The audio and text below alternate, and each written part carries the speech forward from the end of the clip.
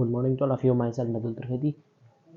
Now we will discuss about fundamental duties list.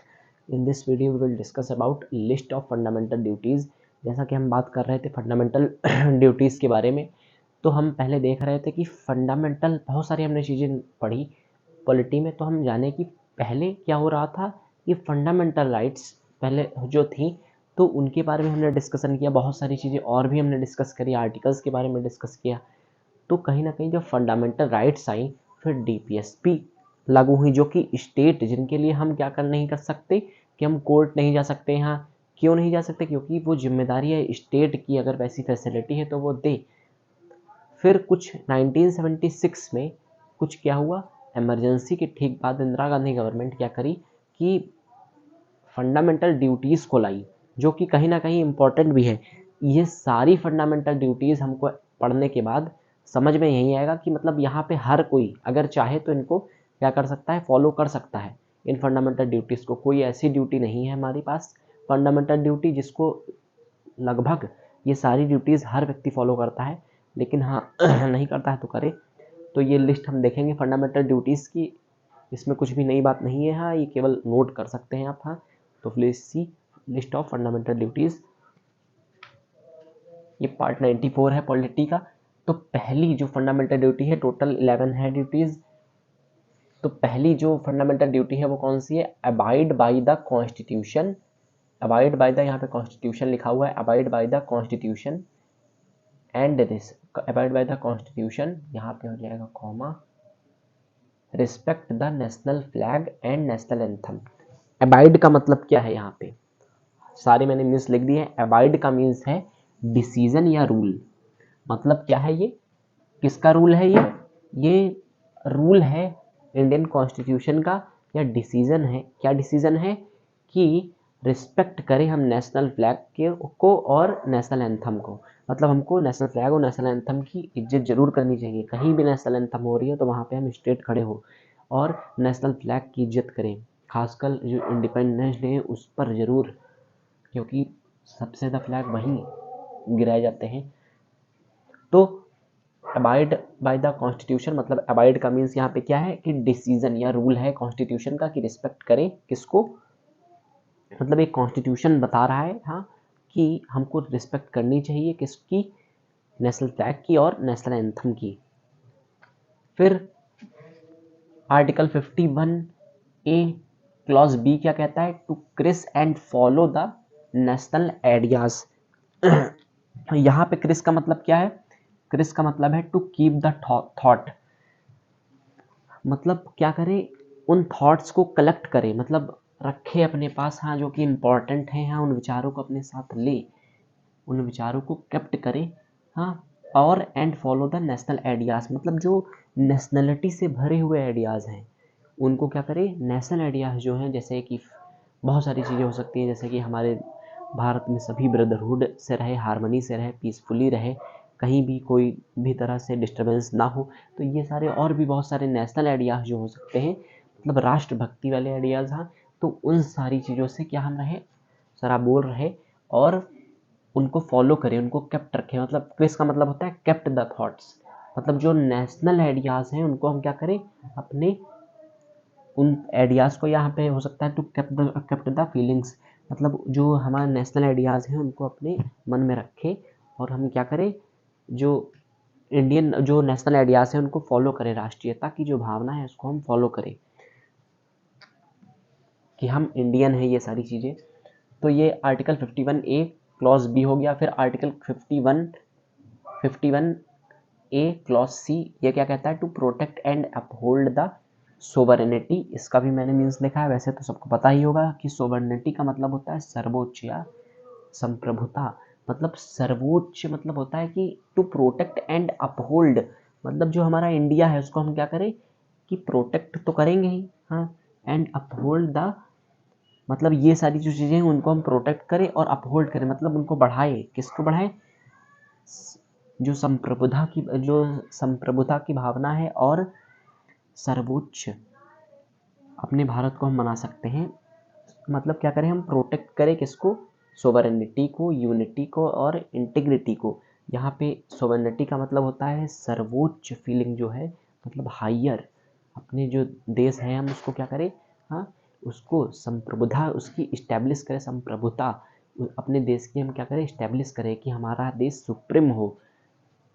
तो ये हो गया सोवर्निटी का मीन्स, और उसको हम बढ़ाए भी, उसको प्रोटेक्ट करें इस फीलिंग को। यूनिटी एकता बनाए रखें, और इंटीग्रिटी, इंटीग्रिटी का मैंने मीन्स लिखा है ऑनेस्टी, ऑनेस्टली मतलब, ऑनेस्टली मतलब यहाँ पे क्या हुआ कि जो भी हमारी राष्ट्रीय भावनाएं हैं हम उनको ऑनेस्टली, मतलब अपने हम देश के साथ विश्वासघात ना करें, ऑनेस्टली उन चीज़ों को रखें।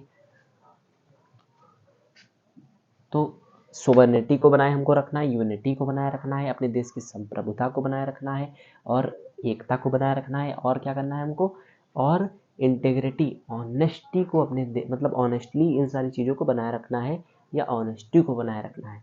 तो ये हो गया। फिर आर्टिकल 51 ए क्लॉज डी क्या कहता है, टू डिफेंड द कंट्री, मतलब हम अपनी कंट्री की क्या करें, रक्षा करें। फिर article 51 A clause D E क्या कहता है, टू प्रमोट हार्मनी, हार्मनी मतलब पीसफुलनेस या पीसफुली जो भी है, हार्मनी का मतलब होता है peacefulness, and the spirit of childhood, मतलब जो स्पिरिट ऑफ चाइल्डहुड है उसको हम क्या करें, प्रमोट करें, चाइल्डहुड है उनको हम प्रमोट करें, मतलब बच्चों को हम प्रमोट करें, हाँ, या बचपने को हम प्रमोट करें, यहाँ पे चाइल्डहुड मतलब हो जाएगा बचपने को प्रमोट करें, स्पिरिट ऑफ मतलब जो फीलिंग है बचपने की उसको हम क्या करें, प्रमोट करें, और पीसफुलनेस जो है उसको हम बनाए रखें। तो ये हो गया to promote harmony and spirit of childhood. फिर यहाँ पे है आर्टिकल 51 ए क्लॉज एफ, ये क्या कहता है, to value and preserve the rich heritage, to value and preserve the rich heritage, मतलब रिच हेरिटेज मतलब होता है कि समृद्ध विरासत, समृद्ध विरासत हिंदी में हो गया, हाँ, मतलब अपने हम जो कल्चर है, जो हमको ऐसी चीज़ें मिली हैं धरोहर के रूप में जिसको हम हेरिटेज कह सकते हैं। तो जब हम पढ़ेंगे आर्ट एंड कल्चर तो उसमें एक टॉपिक है हेरिटेज, जिसका मीन्स होता है विरासत, मतलब कुछ ऐसी विरासत जो हमको मिली हुई हैं, जैसे बहुत सारी चीज़ें, जैसे लाल किला है, और भी बहुत सारी चीज़ें हैं यहाँ, तो जो हमको पहले से मिली हुई हैं, जैसे लाल किला है, कुतुब मीनार है, बहुत सारी चीज़ें, तो जो हमको पहले से विरासत के रूप में हमारे पूर्वज हमको दे गए हैं, तो जो हमारे पास हैं तो हम उनकी रक्षा करें और उनकी वैल्यू करें। तो ये हो गया आर्टिकल 51 ए क्लॉज एफ। फिर आर्टिकल 51 ए क्लॉज जी क्या है, to protect the national environment, natural environment मतलब अपने जो हमारा नेचर है उसको प्रोटेक्ट करें। फिर आर्टिकल 51 ए क्लॉज एच में कौन सी ड्यूटी है, to develop the scientific temper and humanism, मतलब जो मानवता की भावना है और साइंटिफिक टेम्पर उसको हम डेवलप करें, मतलब अंधविश्वास ना करें। फिर आर्टिकल 51 ए क्लॉज आई क्या कहता है, to safe public property, public property मतलब जैसे रेलवे है, हॉस्पिटल्स हैं, तो ये सारी पब्लिक प्रॉपर्टी में चीज़ें आ जाती हैं, तो इनको हम क्या करें, प्रोटेक्ट करें। पब्लिक प्रॉपर्टी जैसे जो बस है या रेलवे स्टेशंस हैं, तो उनमें लोग बहुत ज़्यादा गंदगी करते हैं, तो ये सारी चीज़ें नहीं होनी चाहिए। या हॉस्पिटल्स हैं, हाँ गवर्नमेंट हॉस्पिटल्स, तो या और भी पब्लिक जैसे रोड्स हैं, तो या गवर्नमेंट स्कूल्स हैं, तो उनको हम क्या करें, सेफ करें, वहाँ पे गंदगी ना फैलाए या फिर उनको कोई भी तरह से हानि ना पहुँचाए। तो आर्टिकल 51 ए क्लॉज आई हमारे लिए ड्यूटी है कि हमको ये करना चाहिए।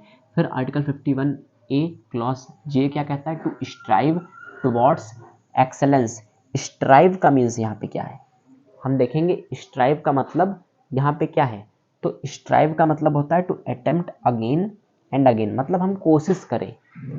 स्ट्राइव का मीन्स क्या हुआ, स्ट्राइव का मीन्स क्या हुआ कि हम कोशिश करें, क्या कोशिश करें, हाँ, टू स्ट्राइव टुवर्ड्स एक्सेलेंस, मतलब एक्सेलेंस की तरफ, मतलब हम और बेहतर हो धीरे धीरे धीरे धीरे धीरे धीरे, तो ये जो है मतलब एक्सेलेंस की तरफ अपनी ग्रोथ करें, प्रयास करें कि हमारी ग्रोथ हो, उसके लिए हम प्रयास करेंगे, हाँ अटेम्प्ट करेंगे बार बार। तो ये हो गया आर्टिकल 51 ए क्लॉज जे। अब ऐसा क्यों हम कोशिश करें, तो अपनी प्रोग्रेस की तरफ क्यों, जब एक एक सिटीजन प्रोग्रेस करेगा तो क्या होगा, जो हमारा ऑल ओवर नेशन है वो प्रोग्रेसिव हो जाएगा। तो यहाँ पे आर्टिकल 51 ए क्लॉज जे में ये ड्यूटी है। फिर लास्ट कौन सा है ड्यूटी, आर्टिकल 51 ए क्लॉज के क्या कहता है, to provide opportunity and education, मतलब एजुकेशन और अपॉर्चुनिटीज़ जो हैं हम प्रोवाइड करें, या ये तो कह सकते हैं गवर्नमेंट भी बहुत सारी चीज़ें प्रोवाइड करती है, हमको अपॉर्चुनिटीज़ प्रोवाइड करती है, एजुकेशन प्रोवाइड करती है। तो ये सारी हो गई फंडामेंटल ड्यूटीज़, ये लिस्ट है फंडामेंटल ड्यूटीज़ की। अब हम अगले वीडियो में बात करेंगे इरेक्टिव के बारे में। इरेक्टिव मतलब हो गया ये कुछ बात चलेगी प्रेसिडेंट या गवर्नर से रिलेटेड, तो वो सारी हम चीज़ें देखेंगे। उसमें वेरियस आर्टिकल्स हैं और लास्ट में ऑल ओवर जितने भी हमने आर्टिकल्स पढ़े हैं, तो उन सारे आर्टिकल्स को शुरुआत से लेकर के लास्ट तक जो भी हमने सीरीज़ में पढ़े होंगे, तो वो सारे आर्टिकल्स को हम डिस्कशन करेंगे। तो जो मतलब और उन आर्टिकल्स को मैं लाइन वाइज नहीं लिखूंगा कि आर्टिकल 1 आर्टिकल 2 नहीं, मतलब रैंडमली कोई भी 20 से उठा के ऐसे सारे आर्टिकल्स हम लिखेंगे। हाँ, फिर उसके बाद मतलब एक जगह आप नोट कर लीजिएगा, please take a screenshot. Thank you.